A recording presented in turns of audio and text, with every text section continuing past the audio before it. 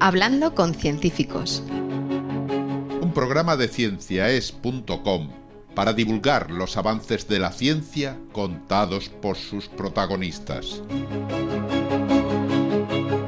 Con Ángel Rodríguez Lozano. Hoy os invitamos a escuchar Entre África y Eurasia, Iberia, una tierra en tensión. Hablamos con Asier Madarieta Churruca.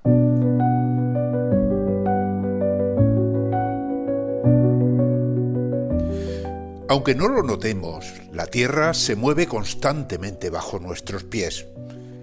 No hablamos de terremotos espectaculares, sino de desplazamientos lentísimos, de milímetros al año, suficientes para deformar la corteza terrestre de una manera continua. Uno de los mejores lugares del mundo para investigar estos procesos es la península ibérica y su entorno. Allí confluyen placas tectónicas, pequeños bloques intermedios y una historia geológica extraordinariamente compleja. Precisamente en esta región se centra el trabajo de Asier Madarieta Churruca, nuestro invitado en Hablando con Científicos. El estudio, realizado por un amplio equipo de investigadores, tanto italianos como españoles, nos habla de la compleja interacción entre las placas tectónicas de Eurasia y África, del papel del Mar de Alborán como laboratorio natural y de cómo la información que proporcionan los terremotos y los satélites de observación de la Tierra nos permite comprender los procesos que suceden en esta zona de colisión.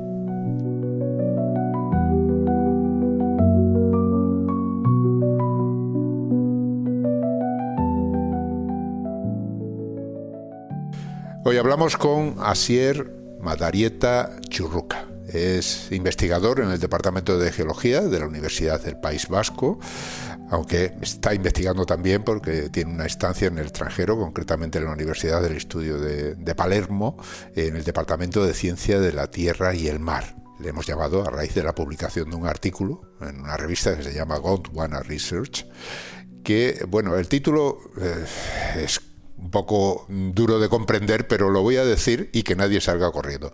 Nuevos conocimientos sobre la geodinámica activa de Iberia y el noroeste de África a partir de campos de tensión sísmica y tasa de deformación geodésica. Ahí es nada, hay un montón de términos que habrá que explicar. Bueno, ante todo un saludo. Así es, muchísimas gracias por participar en Hablando con Científicos. Okay, muchas gracias por invitarme y darme la oportunidad de hablar de nuestro trabajo. Bueno, hablamos de geodinámica activa y centrado en la península ibérica, pero bueno, geodinámica activa. Primero habrá que explicar esas palabras, ¿no? ¿Qué es la geodinámica? Y bueno, activa entiendo que será actual, la que existe, ¿no? Ahora, no sé, cuéntamelo. ¿Qué es la geodinámica activa?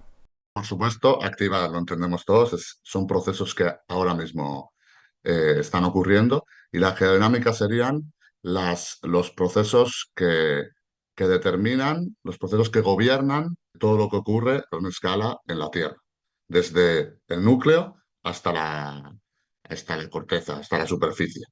En nuestro caso nos vamos a centrar en los primeros kilómetros de la Tierra y sobre todo, como entraremos más en detalle a posteriori, en la superficie, pero son, digamos, los procesos geológicos y las dinámicas que gobiernan los fenómenos en la Tierra como planeta. Cuando nosotros oímos hablar de movimientos sísmicos, de placas tectónicas, es decir, hay una serie de nombres que definen que la superficie de la Tierra, esa capa más externa, digamos, es algo que se está moviendo continuamente, ¿no? Solo nos damos cuenta que se mueve rápido cuando hay un terremoto, pero evidentemente no hacen falta terremotos, eso siempre se mueve. Y de hecho en el artículo pues empezáis contando una larga historia, ¿no? Una larga historia de esta zona en concreto que rodea, digamos, a la península ibérica, pero que engloba al Mediterráneo, al Atlántico. Esta zona, ¿por qué es tan importante? O sea, ¿qué pasa ahí? Estamos hablando de un límite de placas, el Mediterráneo en su conjunto. Es un límite de placas en la que se incluyen tres placas tectónicas, que son Eurasia, que es la combinación de Europa con Asia, África y otras placas más pequeñas en la mitad, y siendo Anatolia y Arabia las más importantes. Actualmente, en el Mediterráneo occidental, en el extremo oeste, Iberia se considera parte de lo que es Eurasia, pero en su momento, a lo largo de la historia, fue una microplaca independiente. Y eso determina todas las deformaciones, los esfuerzos, las tensiones en el límite de placas entre Eurasia y África. Decís en el artículo que esto es una especie de laboratorio natural, ¿no?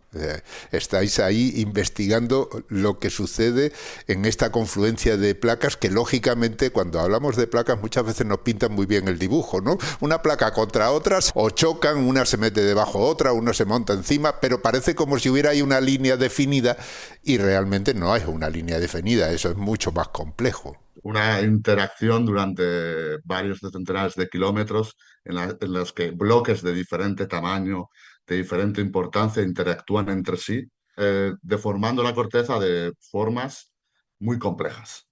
Por ejemplo, en el caso nuestro, al sur de la península ibérica, no solo están, digamos, la placa euroasiática como Iberia, sino está África, como bien os he dicho antes, pero también hay otra placa o dominio que se llama el de Alborán, que influye muchísimo en todo el sur y de hecho es la causa de la actividad sísmica, tectónica y geodinámica en el sur de la península ibérica y al norte de África. Claro, ese choque de placas tectónicas es difícil de ver cuando uno mira mapas ya sea de toda la Tierra o de la zona que estamos hablando.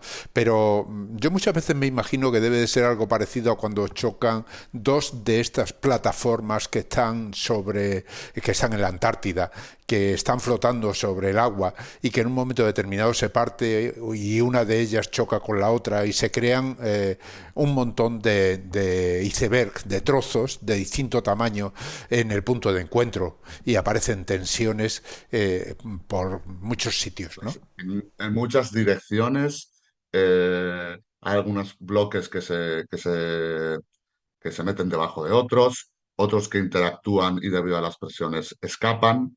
Hay diferentes modelos tectónicos que explican las diferentes características y en concreto en el sur de la península ibérica, al norte de África, en lo que es alrededor del mar de Alborán, tenemos una gran variedad de procesos geodinámicos distintos que interactúan entre sí, lo que es lo que hacen es una zona muy compleja y por ello está en debate todos los procesos que hay y tiene mucho interés por la complejidad en sí misma.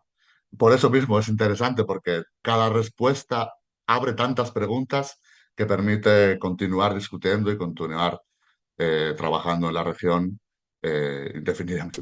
Estamos hablando para una audiencia que está repartida por todo el mundo, lógicamente no tienen por qué tener clara la situación, ¿no? Cuando tú mencionas, bueno, África, todo el mundo, quiero entender que todo el mundo sabe dónde está, la placa euroasiática también, porque es muy grande, pero cuando ya mencionas, bueno, la placa ibérica yo creo que también se entiende, pero cuando mencionas el mar de Alborán no saben exactamente de qué estás hablando, ¿no? Creo que conviene contextualizar, ¿no? Y dejar bien claro de qué zonas estamos hablando. Cuando hablas del mar de Alborán, por ejemplo, ¿qué zona es? Estamos hablando del mar más occidental del Mediterráneo. Es lo que queda dentro del Mediterráneo, lo que quedaría al lado del estrecho de Gibraltar.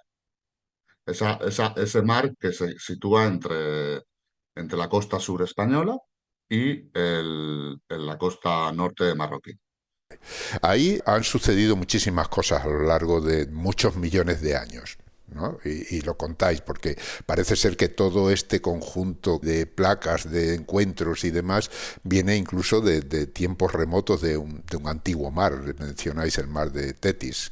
Y a partir de ahí han ido sucediendo cosas a lo largo de muchos millones de años, ¿no? Hasta llegar al momento actual. Sí es. Pero se podría resumir, para no entrar en detalle, en dos procesos principales.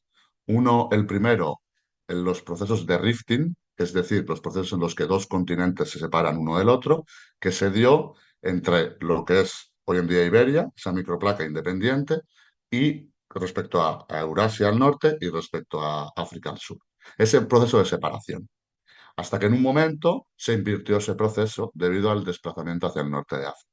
Entonces tenemos el proceso contrario, un cierre de esos procesos de rifting que ocurrieron, que nosotros llamamos inversión. Es decir, te pasamos que dos continentes o tres continentes se separen para que a partir de un momento, debido a la configuración del planeta en su totalidad, se dé un acercamiento. Y todos estos procesos que hemos mencionado, toda esta complejidad al final son consecuencia de ese acercamiento lento de África hacia Europa. El motor de todo es el acercamiento Eurasia-África. Claro, claro, eso es, digamos, son los trozos grandes, podemos decir, Eso es. ¿no? Y dentro se acomodan los otros trocitos, podríamos decir que como puede.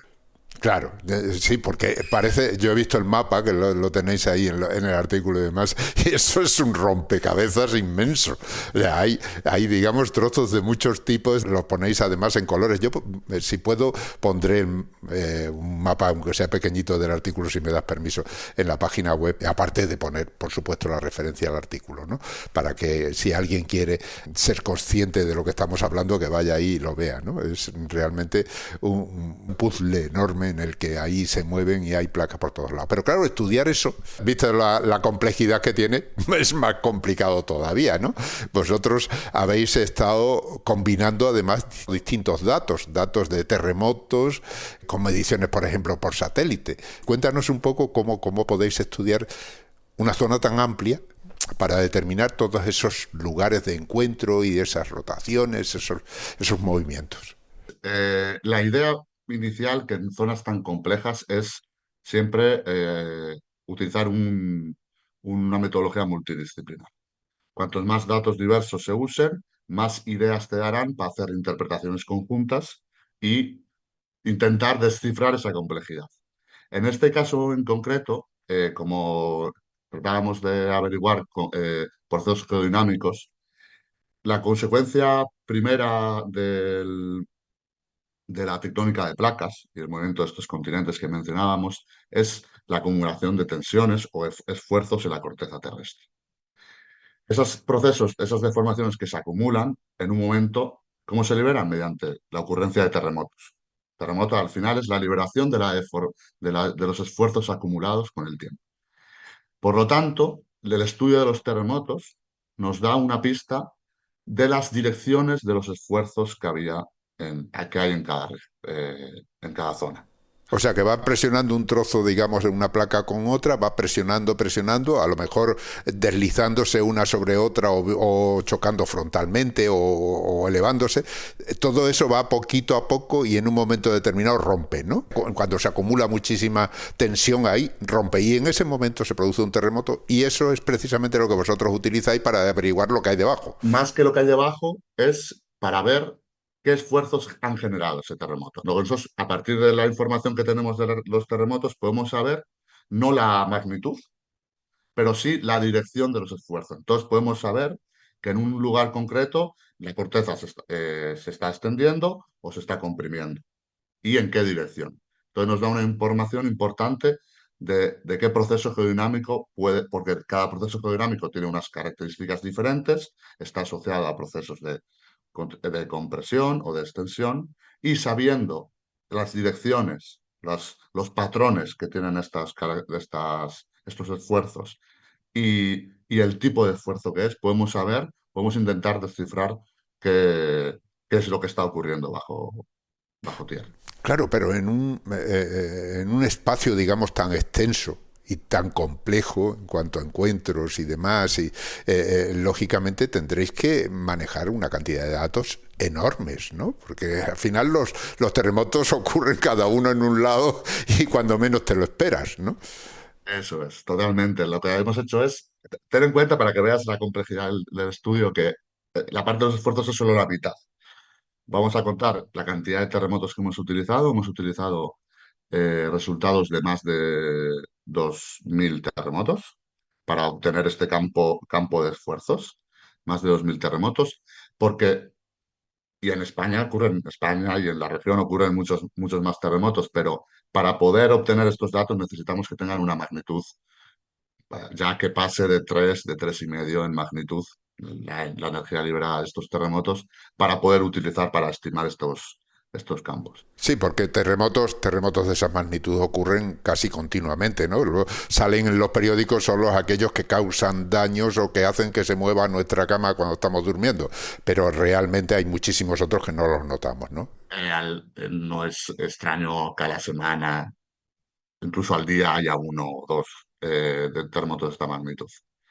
Por lo tanto, la recopilación de todos estos datos desde hace unos 60 años nos ha permitido cubrir todas las regiones sísmicas o casi todas las regiones sísmicas que hay en la región para poder estimar la orientación y el tipo de esfuerzos que hay en cada región. Y como decía, solo es una parte, porque una consecuencia de de las tensiones en la corteza es que esa misma corteza se deforma. ¿Y cómo calculamos la deformación? Al final, el comparar los esfuerzos con la deformación nos permite comparar la causa con la consecuencia. Por lo tanto, nos da más información. Para calcular la deformación, el método que hemos utilizado es el método de campos de velocidad de GNSS.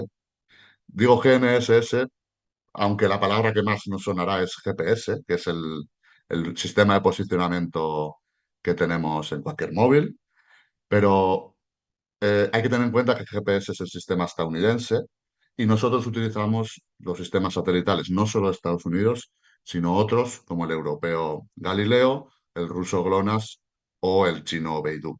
Por lo tanto, mejorando la localización y el posicionamiento de estos GPS. Claro, ahí en ese sentido, cuando hablas de formaciones, te refieres a que el movimiento del terreno, aunque sea paulatino, ya no estamos hablando de un terremoto, sino que poco a poco se va deformando, ¿no? O sea, o se eleva o se hunde o ocurre algo que hace que ese terreno no sea estable continuamente, sino que va variando, Eso ¿no? es. Al final, una red GPS, lo que se trata de, en nuestro caso, cientos de antenas GPS que van midiendo su posición a lo largo del tiempo.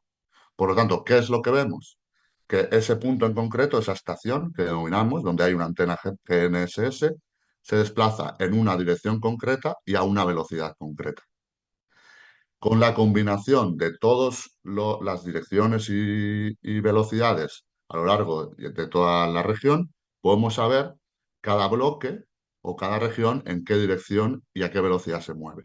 Y así estimar, a partir del campo de velocidad, estimar el campo de formaciones, que nos dice, de manera relativa, cada región si se está dilatando o si se está contrayendo. Bueno, ahora entiendo el mapa tan complicado. Claro, los terremotos van diciendo esos desplazamientos puntuales y van dando información de esas tensiones, pero los datos de GNSS te van diciendo cómo se va moviendo el terreno, digamos, día a día, aunque no sea día a día y sea un periodos más largos, pero sí cómo se va moviendo, ¿no? Y con todo eso os hacéis una idea de cómo funciona todo el sistema. Hay que tener en cuenta que las velocidades de las que estamos hablando en la región, estamos como mucho 6 milímetros al año. O sea, estamos hablando de velocidades muy lentas. A escala geológica tienen su importancia, pero a la escala humana no tienen, vamos, que no nos damos cuenta, a no ser que lo midamos con estos equipos tan precisos, ¿verdad? Por ejemplo, para que os hagáis una idea, para obtener una medida fiable, al menos hay que tener midiendo la misma estación durante 5, 6 y mejor si pasan los 10, e incluso como tenemos la suerte ahora que pasen la veintena de años para tener una medición precisa en nuestra región. Por ejemplo, en otras regiones que se mueven más rápido, como podría ser Nueva Zelanda, Japón, con menos tiempo sería suficiente, pero nosotros estamos en una zona activa, pero digamos con una actividad de baja a moderada. Por lo tanto, necesitamos series temporales muy largas para poder tener un dato que sea interpretado adecuadamente.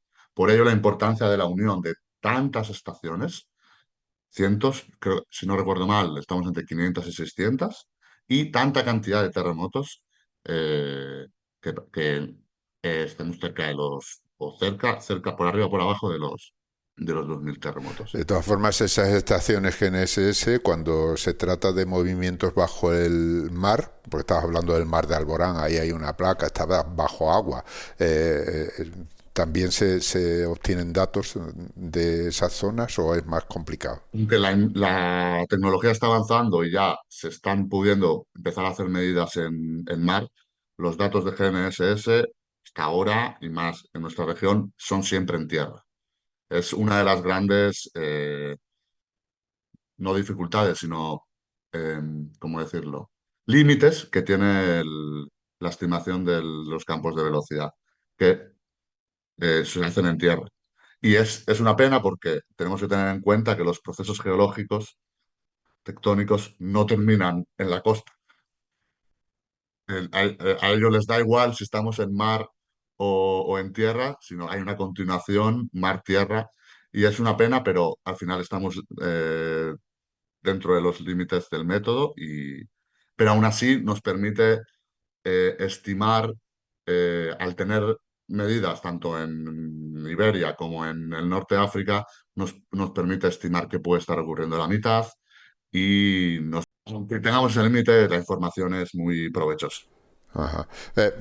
Vamos a ir ya avanzando en cuanto a los resultados que habéis obtenido, ¿no? Porque estamos hablando de una región muy amplia, porque vamos desde el Atlántico, el Mediterráneo, toda la placa ibérica, como decías, África, Eurasia, es decir, es una zona realmente amplia, pero al mismo tiempo es una zona que en vuestro estudio, al sacarla a la luz de esos movimientos, también servirá para que otros estudien unas zonas en otros lugares con un método semejante, ¿no? Todo eso debe de ayudar, porque las investigaciones se sabe cuándo empiezan, pero no se sabe nunca cuándo acaban, ¿no? Eso es así. Pero por dar una visión general, ¿qué habéis averiguado? O sea, a escala general, lo que creo que yo es la conclusión más importante del trabajo es la importancia que tiene el arco de Gibraltar y el dominio de Alborán, es decir, la cadena montañosa que va por todo el sur de Iberia y pasa a África por el estrecho de Gibraltar, ¿vale? Que está formada por la cordillera Bética al norte y la cordillera del Rif en África, que esto determina, ya sea por su historia anterior, sino por su localización y su deformación actual, determina el límite de placas en el Mediterráneo más occidental. El límite de placas me refiero entre Eurasia y África. Ya se sabía que es un límite de placas bastante complejo, no es nada nuevo, pero lo que nos ha permitido este estudio a escala regional es ver que es la complejidad, aunque sea compleja, eh, está determinada, como he dicho antes, por ese motor principal, que es la convergencia Eurasia-África, que es de alrededor de 4 o 6 milímetros al año, y los resultados de la estimación de la deformación, no solo cuánto es, sino dónde se concentra, los esfuerzos de cómo son, nos ha permitido ver que el arco de Gibraltar y su desplazamiento hacia el oeste aún determina el resto de procesos en la región. Muy bien, Asier. Pues antes de concretar cómo son los movimientos en esa zona del estrecho de Gibraltar, vamos a tomarnos un pequeño descanso y volvemos enseguida.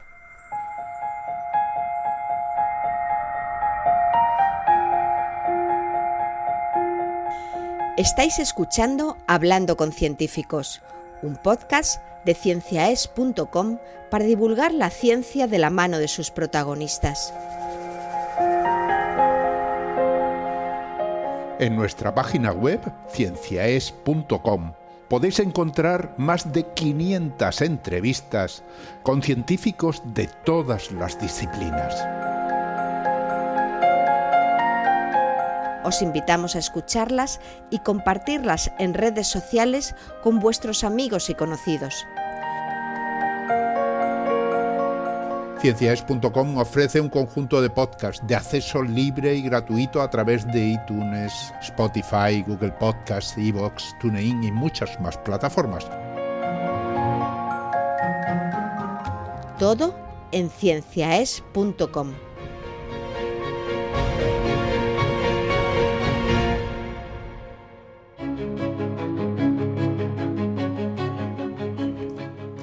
Continuamos hablando con Asier Madarieta Churruca, investigador en el Departamento de Geología de la Universidad del País Vasco y en el Departamento de Ciencias de la Tierra y el Mar de la Universidad del Estudio de Palermo, en Italia.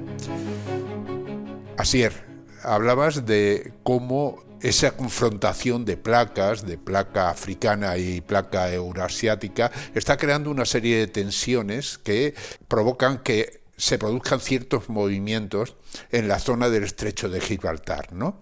Vamos a concretar un poco cómo son esos movimientos. ¿Hacia dónde se desplaza esa zona concreto? Se está desplazando respecto a tanto a África como a Eurasia hacia el oeste. En esa convergencia entre Eurasia y África, que es aproximadamente norte-sur, o noroeste-sureste, ahí tenemos el arco de Gibraltar que se desplaza hacia el oeste, ¿vale? Respecto a los dos continentes. Y eso hace que el límite de placas sea tan complejo y determina dónde están acumulándose tanto los esfuerzos como las deformaciones. O sea que se va desplazando hacia el oeste. ¿Cómo cuánto se desplaza? ¿Eso lo habéis podido medir? Pues respecto a Iberia, respecto a una Iberia fija, hasta 3 milímetros al año. Es decir, por ejemplo, Cádiz se está desplazando respecto a Huelva 2-3 O milímetros sea al que hay año. una zona, digamos, de la península ibérica que se está separando de otra zona de la península ibérica. O sea, ¿qué pasa? ¿Que se va a partir España ahí? No, más que en verdad no se está separando, se están acercando en verdad. Huelva y Cádiz se están acercando entre sí. Ah, se acercan. Se acercan, eso es. Se acercan unos 2-3 milímetros al año. No se están separando. Es decir, si Iberia estuviera fija, se mueve hacia el oeste. Se está de alguna manera poniendo Gibraltar encima de Huelva. Y mientras tanto, África se va acercando más rápido, incluso, a unos 4,6 milímetros al año, hacia Iberia y hacia Eurasia. Por lo tanto, lo más probable a futuro, ya sea por el desplazamiento del arco de Gibraltar como por la convergencia de África con Eurasia, nos vamos a acercar entre todos los pedacitos y pedazos grandes de los que hablamos. Pero se va acercando entonces entre África con lo que es la península ibérica, pero la península ibérica ahora ya está metida dentro de la placa euroasiática. Entonces forma un solo bloque o sigue teniendo algún comportamiento independiente. Pues tuvo un desplazamiento independiente y actualmente también ve algunas características. De hecho, en un trabajo que publicó mi director en la Universidad de Palermo, mismo Palano, vieron una rotación muy lenta, una rotación en la dirección de las agujas del reloj, que indica cierta independencia, por decir de alguna manera, de Iberia respecto a Eurasia. Sin embargo, este desplazamiento es muy pequeño, estamos hablando de 0,07 grados al año. Allá en ese trabajo, allá por 2015, se demostró ese carácter singular que tiene la Iberia respecto al resto de la placa euroasiática, pero en su totalidad se considera todavía, o sea, es parte de la placa euroasiática y su desplazamiento general es muy acorde. Sin embargo, cuando nos movemos ya a lo que es el arco de Gibraltar, se desplaza considerablemente de manera diversa tanto a Iberia como a Eurasia. O sea que la península ibérica es, aunque esté ya metida, digamos, dentro de la placa euroasiática, gira un poquito y tiene un movimiento propio, aunque sea muy pequeño, pero sin separarse de la placa, ¿no? O sea, es un todo, simplemente lo que pasa es que, claro, una placa muy grande, habrá algunas zonas que se muevan en una dirección y otras en otra, y siempre habrá rotaciones porque al final lo que están es chocando una placa con otra, una empuja a otra. Iberia, al estar tan cerca del límite, el límite Eurasia-África está en el sur de Iberia, por lo tanto, es la primera candidata para ser afectada por estas Claro, para deformaciones. sufrir ese esfuerzo, para sufrir ese empuje, ¿no? Eso Ah. es. Y eso me dices que ya de alguna manera se había determinado hace unos años, ¿no? Y entonces vosotros, ¿qué añadís ahí a esa historia? El trabajo de la parte de los GNSS es una actualización del campo de velocidad que hicieron ellos en 2015. Se publicó en una revista que se llama Earth and Planetary Science Letters. Y ellos lo que hicieron es, vieron el campo de velocidad, vieron esa rotación y estimaron cómo es la rotación. Nosotros, con la nueva actualización, el aumento de series temporales de un nuevo campo de velocidad, hemos interpretado que esa rotación podría ser consecuencia de las características que tiene el sur de la península ibérica a un lado como al otro del estrecho de Gibraltar. Hacia el oeste vemos que hay una interacción directa entre Iberia y la placa africana, mientras que hacia el este del estrecho de Gibraltar tenemos esta placa, este arco de Gibraltar que determina la deformación y acumula toda esa deformación. Por lo tanto, mientras que en el oeste tenemos un empuje directo de África respecto a Iberia, al este no se transmite esa deformación porque se ve acumulada en la corteza del arco de Gibraltar. Por lo tanto, creemos, o es la explicación que le hemos dado, es que el empuje solo se dé por un extremo, por el extremo suroccidental de Iberia, pueda darle ese carácter rotacional a ese movimiento, de desplazamiento rotacional a Iberia.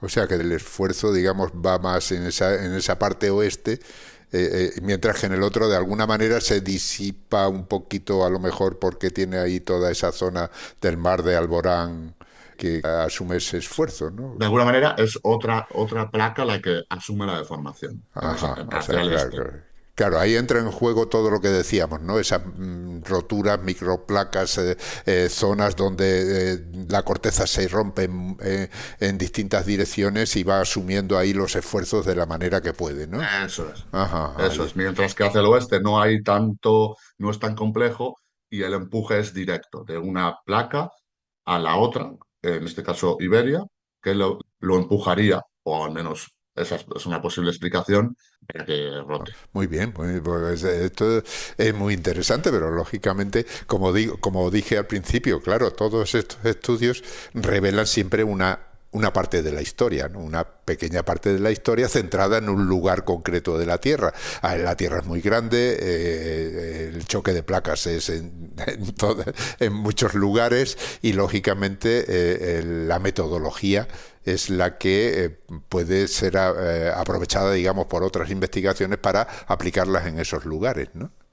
Sí, de hecho son metodologías que se pueden aplicar siempre que haya terremotos, por supuesto. En zonas muy estables habría que buscar otras maneras para la estimación de los esfuerzos y donde haya existido la posibilidad de instalar redes GNSS lo bastante densos como para poder obtener estos campos. De hecho, el grupo de la Universidad de Palermo, dirigido por Mimmo Palano, ha aplicado esta metodología de comparar esfuerzos y deformaciones en otras muchas regiones, como podría ser Italia, la región del Mar Muerto o Himalaya, Tíbet. Pero lo que es el límite África con Eurasia va a lo largo del Mediterráneo hasta encontrarnos con la placa de Arabia. Y ahí Eurasia sigue interactuando con otras placas como son Arabia, Anatolia, más hacia el este India y más hacia el este en el Pacífico con el Índico, con el Pacífico y y otras tantas placas. Claro, esto, como hemos dicho, es muy complejo, ¿no? Pero cuando nosotros escuchamos los de fuera, los que no estamos metidos en este tipo de investigaciones, ¿qué es lo que nos preguntamos? Bueno, ¿esto qué significa? ¿Que el suelo puede vibrar más fuerte bajo nuestros pies debido a eso? ¿Que se puede producir algún terremoto? Es decir, estos estudios ayudan de alguna manera a comprender también ese riesgo sísmico que puede haber en ciertas regiones, en ciertos lugares, o está por encima de eso y va más allá, a la comprensión general. Hay que tener dos cosas en cuenta. En primer lugar, la escala del estudio, ¿vale? Este estudio en concreto estamos hablando de una escala regional y, por lo tanto, la ocurrencia de terremotos concretos y demás requieren de estudios más en detalle. Y por otro lado, otra cosa, otra cuestión, es que este sería el primer paso. Es decir, si decimos que la tectónica de placas, por consecuencia de la tectónica de placas, se acumulan esfuerzos en la corteza, y la liberación de esos esfuerzos mediante rupturas en el suelo son los terremotos, sí hay una relación entre sí. Esto por un lado. Y por otro lado, debido a esos esfuerzos, se da deformación en la corteza. Pero esta deformación en la corteza es frágil, es decir, se dan rupturas. Y se dan las estructuras que en geología llamamos fallas. ¿Vale? La deformación no se acumula como si fuera una plastilina, sino que se acumula en unas determinadas estructuras que se denominan fallas, que son luego, cuando se da un movimiento entre dos bloques en estos fallas, en estas estructuras, cuando se hace movimiento para liberar la energía, es cuando se da el terremoto. Por lo tanto, saber qué esfuerzos interactúan, en qué lugares, y saber cómo se deforma esa región, nos da pistas de qué tipo de fallas son las que están afectando cada región. ¿Y por qué es esto importante? Porque dependiendo del tipo de falla, sus características, longitud, cómo se da el desplazamiento entre los diferentes bloques de la corteza implicados, nos da pistas de qué terremotos y con qué magnitud se podrían generar. Sin embargo, uno, carácter regional, para cada región hay que hacer estudios más de detalles, y dos, serían el primer paso para finalmente la estimación del riesgo sísmico en una... Pero son estudios que permiten, desde el punto de vista del riesgo, tener un marco regional para saber dónde enfocarse, dónde prestar más atención y saber hacia dónde avanzar. Claro, claro, entiendo que, claro, todos estos estudios al final dicen, bueno, ahora tengo que poner una estación para esa red GNSS, ¿no? Conviene ponerla aquí precisamente porque ese estudio ha determinado que esa zona es más adecuada para esa estación, ¿no? Tanto como para a la hora de densificar las redes, para poner ese detalle mayor en una zona concreta o en otra, pero también para tratar de identificar las fallas que podrían suponer un peligro para la sociedad. Porque es muy importante tener bien cartografiadas y bien identificadas las fallas que puedan generar terremotos que nos puedan afectar.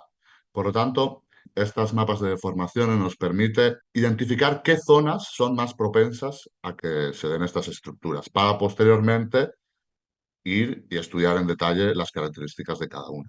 Y por supuesto, después, una vez que está caracterizada la fuente de los posibles terremotos, estimar otros parámetros, como podría ser la magnitud máxima que se puede obtener, y conociendo eso, preparar los edificios y la planificación urbana en consecuencia. Claro, todos estos datos al final van conformando un conocimiento general de cada lugar, de cada falla, de cada situación y por supuesto eso beneficia porque tú lo has dicho, si una zona es sísmicamente más propensa a tener un terremoto, lógicamente si los edificios se construyen adecuados para resistir mejor esas situaciones, pues al final se traduce en salvar vidas, aunque no sepamos cuándo va a ocurrir ese terremoto, que esperemos que no ocurra luego nunca, ¿no? Pero ahí hay más probabilidad porque esto es como jugar a la lotería, ¿no? Al final se juega con probabilidades, ¿no? No sabemos cuándo va a ocurrir, pero sí podemos saber cuán grande podría ser. Y estar preparados para que cuando ese terremoto se diese entiendo yo que es la decisión más sensata y la más responsable. Por lo tanto, identificar las fuentes de posibles de terremotos a partir de estudios regionales que nos permiten determinar qué regiones son las más, por decirlo de alguna manera, delicadas, es muy importante. Además del conocimiento científico per se para entender los procesos que afectan nuestra Tierra, también es muy importante, pero es importante que estos trabajos repercuten en toda la sociedad desde el inicio, como es el caso de nuestro trabajo, y todo el trabajo que hacen tantos grupos de investigación en todo el mundo, pero también en España, para que al final se estudie bien los peligros y se haga adecuadamente el análisis del riesgo para que se tomen las decisiones de planificación urbana las más adecuadas y seguras posibles. Muy bien, muy interesante. ¿Y ahora qué? Que una vez que ha terminado este estudio, ¿tenéis planificado seguir con otras zonas, con otros lugares? ¿Qué vais a hacer? Sí, este estudio es parte de mi proyecto postdoctoral. Está financiado por el gobierno vasco. En sus 2 primeros años estoy, como bien has dicho, en la Universidad de Palermo, en colaboración con Mismo Palano, para hacer la primera parte, que es la estimación de esfuerzos y deformaciones. Una vez que hemos hecho a escala ibérica, mi idea es centrarnos en la zona que se deforma más, que es en el sur, en la cordillera bética, y a partir de ahí determinar las deformaciones más en detalle, como te explicaba antes, de la complejidad de esta región concreta, de la parte norte de este arco de Gibraltar. Ahora mismo estamos trabajando conjuntamente en Palermo para llevar a cabo esta investigación de la zona cordillera bética central occidental aproximadamente. Y a futuro, en la postdoc, la idea es, además de hacer estos estudios a partir de datos sísmicos, estimación de esfuerzos y a partir de datos GNSS para la estimación de las formaciones, es intentar ir al campo, hacer el trabajo geológico de campo para determinar las características de las estructuras, la localización de las mismas. Y mi idea en concreto es continuar en la zona central y occidental de la cordillera bética, como bien he dicho antes, pero ya sí centrándome en cada región concreta. Y esa es la idea que tengo yo para la vuelta, cuando vuelva en el País Vasco, poder hacer el trabajo de campo, que es muy importante, además del trabajo de gabinete, el trabajo de campo y ver lo que nos enseñan los mapas, verlo en el campo in situ para ver sus características concretas. Bueno, todos estos estudios requieren mucho esfuerzo y además el esfuerzo de muchas personas, lógicamente.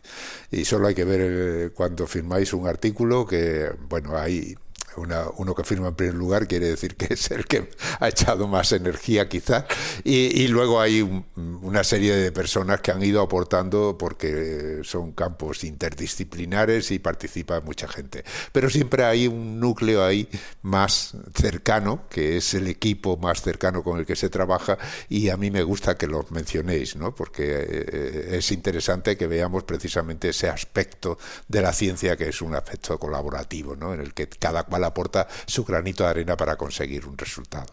Háblame del equipo. Sin duda alguna, el trabajo que hacemos es un trabajo en equipo en el que todo el mundo aporta su granito de arena.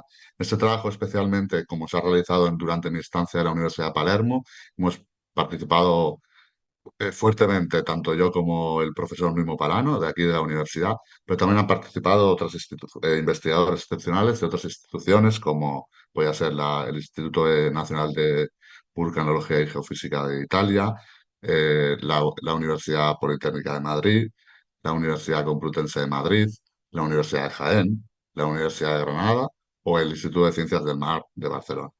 Y entre todos hemos podido hacer esta investigación con estas características diversas, que se estudian diferentes métodos, y la discusión conjunta entre todos permite llegar a conclusiones y a interpretaciones que sin duda mejoran por el mero hecho de ser discutidas entre tanta gente. Muy bien, pues ya para terminar, siempre lo digo, hay estudiantes que nos escuchan, algunos son estudiantes de bachillerato o personas que han decidido o están decidiendo si se dedican a la investigación o no, y el ejemplo de vuestra trayectoria les viene estupendamente, ¿no? Háblame de ti, ¿cómo te has dedicado a esto? ¿Esto te viene de pequeño o se te ocurrió más tarde? Yo no me acuerdo de cuándo ocurrió, pero mis padres me cuentan que en cuarto de la ESO un día llegué a la cocina y les dije, yo quiero estudiar geología. Y aunque no me acuerdo del momento en concreto, sé por qué era, porque fue en la asignatura de biología y geología, me acuerdo perfectamente de cómo nos enseñaban fotos de diferentes paisajes y cómo teníamos que adivinar qué proceso geológico lo había generado, ¿no? Eso me gustó muchísimo y luego ya en bachiller, ya entrando más en detalle en la tectónica de placas y demás, vi que a mí siempre me apasionaba lo que es la tectónica de placas, las deformaciones, y ya desde joven tenía claro hacer geología.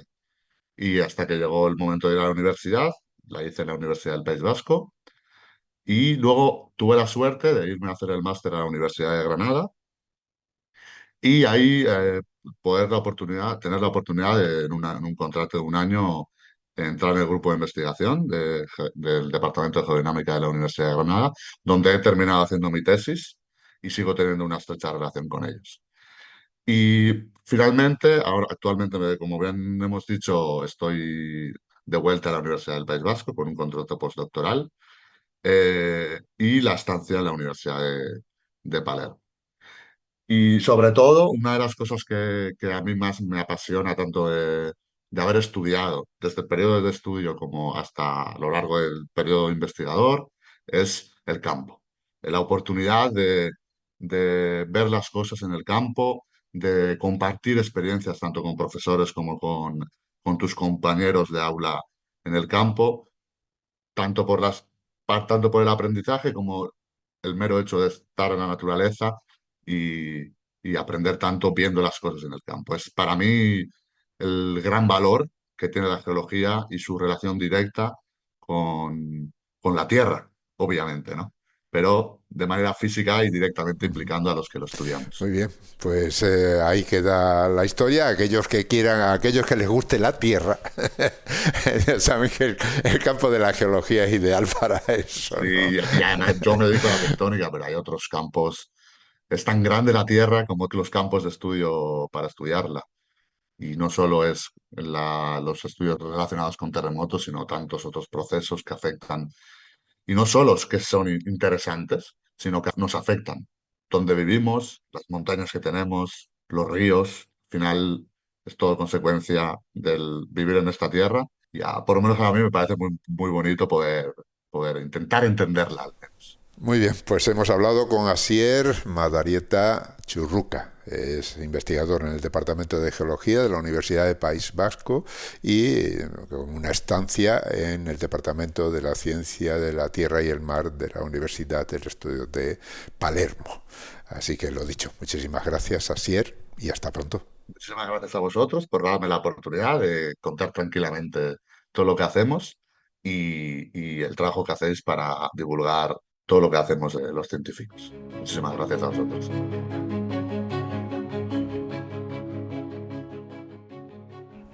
Y como siempre, antes de despedirnos, tengo que recordaros que Hablando con Científicos y el resto de los podcasts de cienciaes.com son posibles gracias a vuestras donaciones. Es nuestra única fuente de ingresos. Así que, si escuchas nuestros programas, si te gustan y todavía no te has unido al grupo de mecenas, ánimo, únete. Visita cienciaes.com, pulsa el botón de donar y elige cualquiera de las opciones que ahí se ofrecen. Han escuchado ustedes Hablando con Científicos, con Ángel Rodríguez Lozano. Cienciaes.com. Ciencia para escuchar.